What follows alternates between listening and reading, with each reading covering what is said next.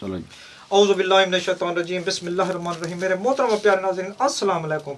मेरी दुआ है रब्बे अज़ीम अपने हबीब सल्लल्लाहु अलैहि वसल्लम के सदके करोड़ों नेमतें रहमतें बरकतें हर मुसलमान पर अता फरमाए और हमारे मुल्क को ता क़यामत सलामत रखे, आमीन।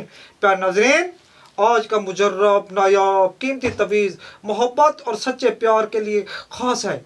नूरियल में तवीज़ मुबारक कुरानी सूरत, कुरानी आयात, इसमें इलाही, इसमें मोहम्मद सल्लल्लाहु अलैहि वसल्लम से बनाए जाते हैं, या इल्म और आदात जो मुख्तलिफ सूरतों या आयतों से आमिल अपनी मेहनत से तवीज़ मुबारक इल्म और आदात का बनाता है।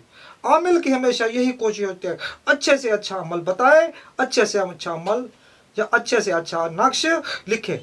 प्यारे नाज़रीन, आज का मुबारक तवीज़ इल्म और आदात का ख़ास तवीज़ मोहब्बत यानी पाकीज़ा और सच्ची मोहब्बत, चाहे वो दोस्त, मियाँ बीवी, वालिदैन, औलाद, महबूब, महबूबा, रिश्तेदार, दुश्मन, ख़ास तौर पर मियाँ बीवी के लिए, ख़ास तौर पर मियाँ बीवी के लिए ख़ास है। मियाँ बीवी जो दूसरों की बातों में आकर बदलने लगे या किसी दूसरे शख्स के कहे में आकर रुख बदले, लड़ाई झगड़ा करने लगे आपस में।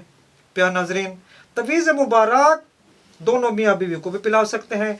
अगर एक फरीक को पिलाते दूसरे फरीक पी ले तो असर उस पर ज़्यादा होता है अल हुब के दाईं तरफ जिसका नाम लिखा होता है।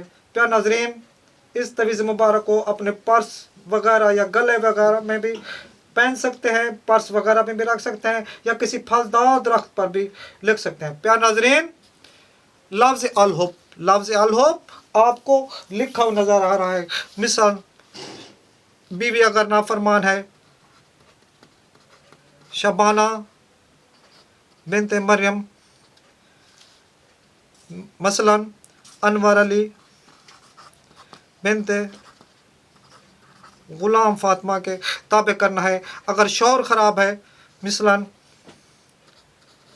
अनवारुल हक बिनते बुशरा बीबी को तहरा